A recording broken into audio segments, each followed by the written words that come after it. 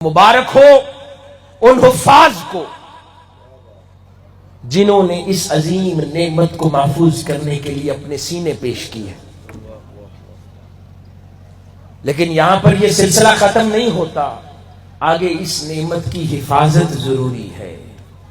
اگر وہ حفاظت نہ کر پائیں تو اتنا گناہ بھی ہے، کیونکہ اللہ پاک کی اس نعمت کو حاصل کر کے رائے گاں کر دیا۔ ایک تو وہ شخص ہے نا جس کو حاصل ہوئی ہی نہیں، ایک وہ شخص ہے کہ جس کو ملی اس نے اس کی قدر نہ کی۔ حضرین گرامی،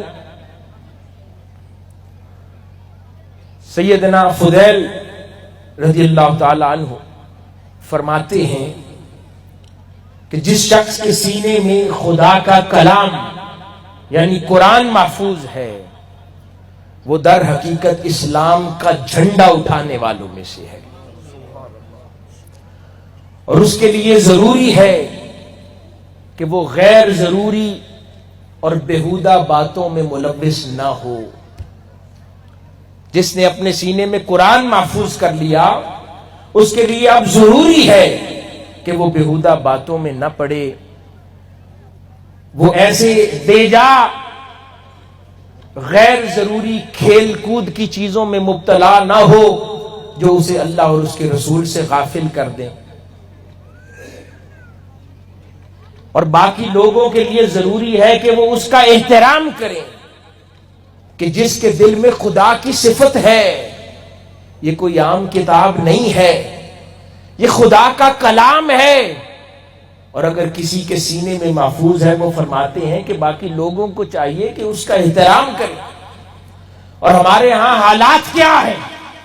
کوئی امام مسجد ہو، کوئی حافظ قرآن ہو، اس کی علاقے میں سب سے کم عزت ہوتی ہے، اس کا رتبہ سب سے کم ہے، یہاں تک کہ سرکاری گریڈز اور رینکس میں بھی سب سے لویسٹ گریڈ اس کو دیا جاتا ہے جو حافظ قاری یا امام مسجد ہو۔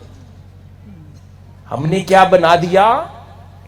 اور وہاں پر اللہ پاک کی منشا کیا ہے کہ جس کے دل میں میری صفت رہتی ہے اس کو کتنی عزت دی جانی چاہیے۔ اور پھر ایک اور خاص بات فرماتے ہیں کہ اب جس کے دل میں خدا کا کلام رہتا ہے اس کو یہ زیب نہیں دیتا کہ وہ اپنی حاجت روائی کے لیے لوگوں کے دروازوں پہ دھکے کھاتا پھرے۔ یہ بہت غور طلب بات ہے۔ آپ ہمارے بھائی حفظ القرآن کے بعد آگے تعلیم جاری رکھیں گے، پھر کہیں نہ کہیں اپنی ذمہ داریاں ادا کرنے جائیں گے، اور اس کے بعد مجبور ہو کر ہم اپنی حیثیت کو بھول جاتے ہیں کہ ہم کیا ہیں، اور پھر دنیا داری کے چکر میں علماء ہوں، حفاظ ہوں، قرآن دنیا داروں کے دروازوں کے دھکے کھاتے ہیں۔